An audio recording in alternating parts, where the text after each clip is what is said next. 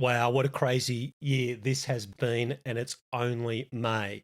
It's just nuts. You got to think we've had the drought, that then led to the worst bushfires we've ever had. Then we had smoke haze absolutely everywhere. Then we had the floods, the Nepean flooding and things, and then we had a pandemic hit us. It's just been an absolutely crazy year. And everyone's lives have been turned upside down. Everyone's lives, all across the world. So if you're a kid in school, jobs, wherever you are, your life has changed. Now, some of you, it might be actually very, very difficult. It might have to do with the loss of job, businesses that have been, built up over a generation and just not there anymore. So I think we've just got to recognise that this has been a ridiculously tough year.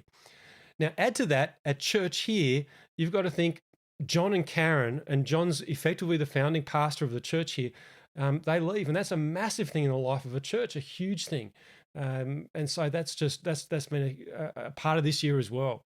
And then coupled with that, you've got Nathan's resignation, Craig leaving halfway through the year, and there's just so many changes that are taking place in the life of our church. So not just the big world out there, but also the things that are happening in our church as well. So I just want to acknowledge that that is an extraordinary thing that our church is going through. And if you're feeling there's a lot of change happening, then yeah, there is. And it's tough. It means that we lose the things we love doing. Kids aren't going to school anymore in the same way they were, playing sport, going to the movies, going bowling, all the really cool, fun things you do together, having a bunch of mates over, having parties. So it's been a hard year, a tough year. And obviously those who are sick with coronavirus in some way, or have relatives who have been, or who live in fear because of the possibility that could be a really life-threatening thing for them, our older people in our congregation, then, the virus itself has fears associated with it. So it's been a tough year so far. But what's the plan? What's the plan for 2020? Well, first of all, I want to say is that my plan at one level hasn't changed at all. My plan was to come into the church. My plan was to listen, to learn, and to love. To listen, to learn, and to love. And then to seek God's wisdom in what we should be doing together. And in a strange way, that hasn't changed. The context changed. A whole lot of weird things have happened in church life, but I'm listening. I'm wanting to learn, and I'm wanting to love people. So that's my plan. And I've been doing a little bit of that at the moment and just thinking about the context we're in. And so here's the plan for the year. First of all, it's kind of like point zero. It's kind of like this has already been happening and happened, is we're having to reimagine church. And Trav and the team here have just done an amazing job of putting together the resources for our Sunday gatherings. I think of, Pete and Chris and Nissa with the kids stuff. I think of, Jono and Pat and all the guys that have been doing, Alex and Maddie. There's a whole host of them, but in doing the music, which has been absolutely wonderful. So we've just been so blessed to have those resources come into our homes on Sundays. But then also our Connect groups of, the leaders have been doing a marvelous job running their groups on Zoom. And so Craig and Mark have been resourcing those groups. And so just our church experience has been those two environments reimagined with so many other things shut down. So that's kind of zero, reimagine. So the plan moving forward, what is the plan? Three things. First one, prepare. Second one, return. And third one, rejoice. Now they overlap a little bit, but let's go through them. So the first one, prepare. Prepare. We need to get ready for what is going to be happening in the future, for returning. We need to be preparing for that. And so it means that the staff team are actually preparing, having me around. We're kind of getting to know each other and learning what it means to work together. It can be a tough team working on a staff team, and actually building those relationships now is just so important for us moving into the future. But we also want to be preparing everyone in our congregation for what it looks like to be Christian in this new environment. What does it look like for you to be a Christian in the workplace or at school or wherever it is? That we want to be preparing you to think Christianly about what it means to be serving others at this time.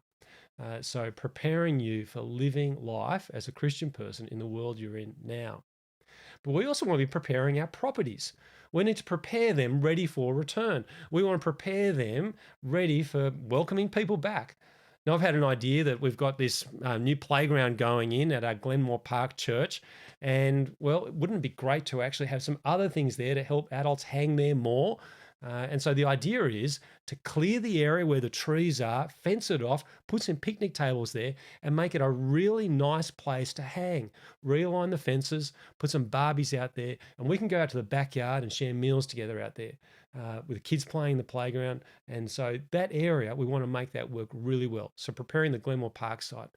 But we're preparing a whole new building at Silverdale. So that's really exciting that this year, after a generation of looking forward to building a building there, I'm just so impressed at the way the Mulgoa congregation have taken up that opportunity. And so we're really looking forward to preparing that whole new building. Secondly, return. It's going to be a staged return. Things were turned off very quickly at the start. You know, you guys haven't met since March the 15th, and it all just happened so quickly. But as we return, the federal government and then the state government through that will have a 3-step plan. And we've got a bit of a picture of what that looks like. And so we know that things are going to be gradually turned on. So they're going to be gatherings of 10, gatherings of 20, gatherings of 100 allowed. And so that will affect kind of what our ministries look like as we return. And so we want to be able to set things up in such a way that our buildings are ready for that return. Our ministries are. We're going to have to rebuild teams. We're going to have to relaunch ministries. So that return, things aren't going to look the same way. Now, during this period of return, I think that our lives have actually become simpler. That as things get turned back on, we're going to work out, well, what are the things that I want to put back in my life? It's like everything's been taken out of your life, and now you get to put things back in. You know, what's going to go back in? And my prayer is that the priority of gathering with God's people and serving his people is something that you see is so precious in your life. And you put that back in. You put it back in first. And so as we return, I want to see that you put the things back in your life that are really valuable to you spiritually and to you eternally. So the return thing, yep, it's kind of got to do with us, the movement's got to do with us personally, but also this is an opportunity for people to return to God. I think that what's happened in our community is the kind of thing that rattles people, you know, kind of what's life all about, asking questions about God. And so there's going to be this opportunity when people can return to God. And we want to welcome them in to that opportunity. So that's return. Prepare, return. Lastly, rejoice. There will be moments which we have are just absolutely fantastic when we actually get together, have our birthday service that we missed out on in April for the Glenmore Park Church, and we relaunched the church at Silverdale. So have a launch time. That's going to be a great celebration to launch that congregation. So there's going to be some really great moments of rejoicing. It seems like COVID's going to be with us a while, so it's not rejoicing that's all over, but there'll be moments of rejoicing. I mean, we know our home is in heaven, and so we look forward to that time. And so also when people return to God, we're going to rejoice with the angels in heaven. So there's going to be rejoicing when we see people saved. And so we want to see that happen during this time as well and be praying for that to occur. So what's the plan for 2020? Prepare, return, rejoice. That's the plan for 2020. Now, church finances. I just want to chat a little bit about our church finances. And this was a particular concern for me coming in that we'd get this right. Because at the end of February, we were down 25% at Glenmore Park and 17% at Mulgoa. And that kind of situation is unsustainable. And we don't have much cash in the bank.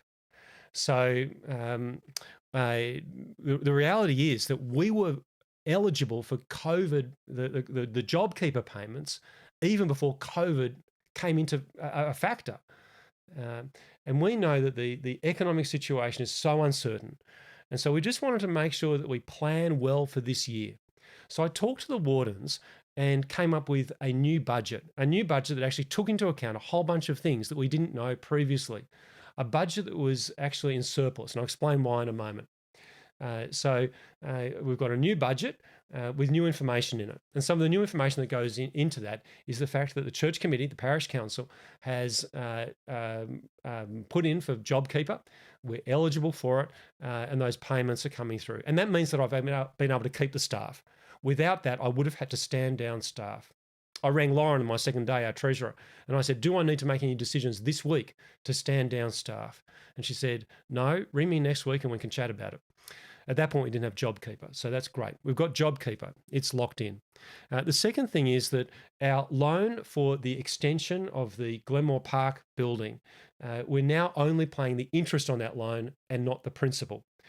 So the Sydney Anglican Loans group, that they've allowed us to do that.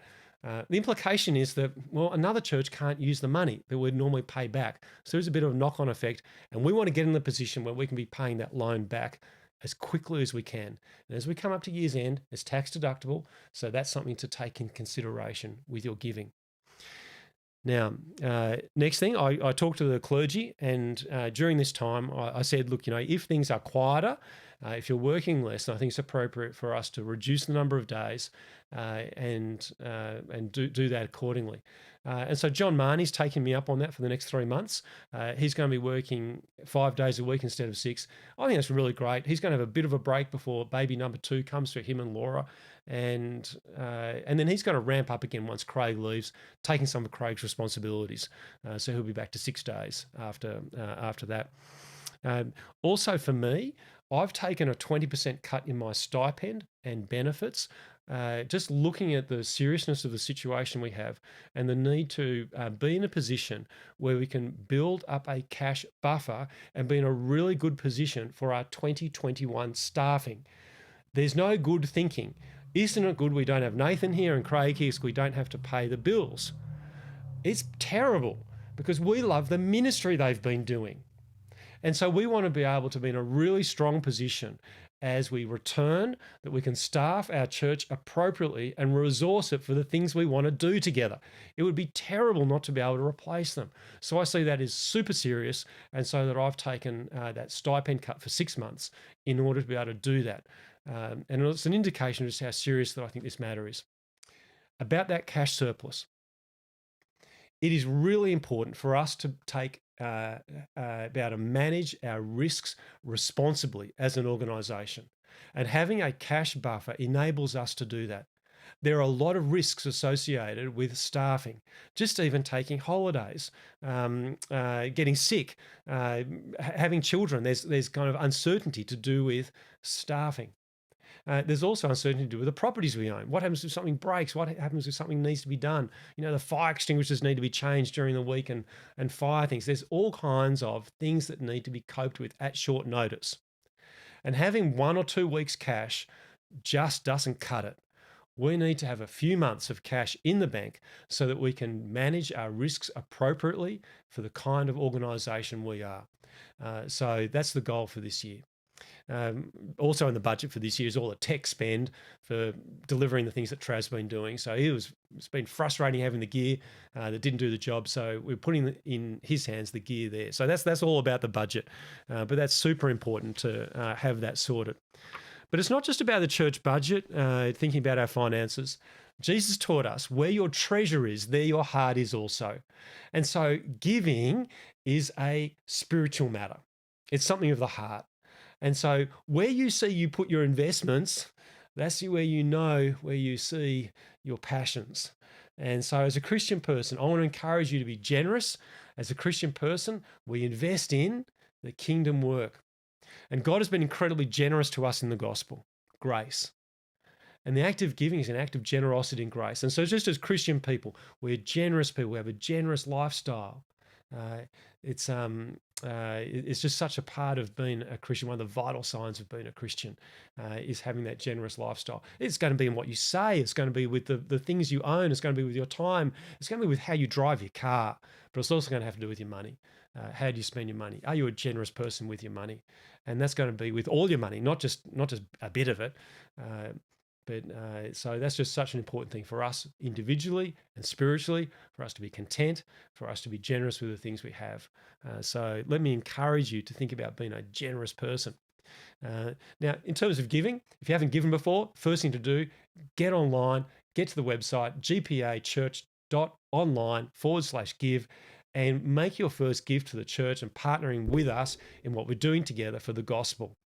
But if you've given before and you're not giving regularly, the next step is set up that regular payment. It makes a huge difference to what we're able to do together, to have that regular payment. And if you're regular, the next step, make it sacrificial. It makes a huge difference. Sacrificial giving, that sacrificial giving to what we're doing together. The kind of budget we have as a church, it's not a small thing. It's a big thing to run the things we do. And when I talk to people about how church is financed, they think it comes from, a pot of money in the diocese or something. But no, the things we do come from the money we give. And it comes from the sacrificial giving of people in our church, which is good for us and good for the gospel. So let me encourage you to give sacrificially, give regularly. Now you can find all that info on the webpage, gpachurch.online/give. Go there and you can find all the information. You can find the information about the building funds as well at Silverdale and the one here at Glenmore Park. But friends, Beth and I are so excited to be here. We love being here out west. We're enjoying it so much. I'm enjoying going mountain bike riding. The swimming pool's not getting much use in this cold weather at the moment. I'm looking forward to seeing you guys back at church sometime soon. But we're just loving it, being out here and meeting the people from church. We're really excited about the future. We're excited about the future of Silverdale. We're excited about what it means for further afield, Luddenham, the church out there. God willing, planting out there one day. But we're just really excited to be with you on this journey as we take the message of the Lord Jesus Christ to this part of Sydney. Look forward to seeing you soon.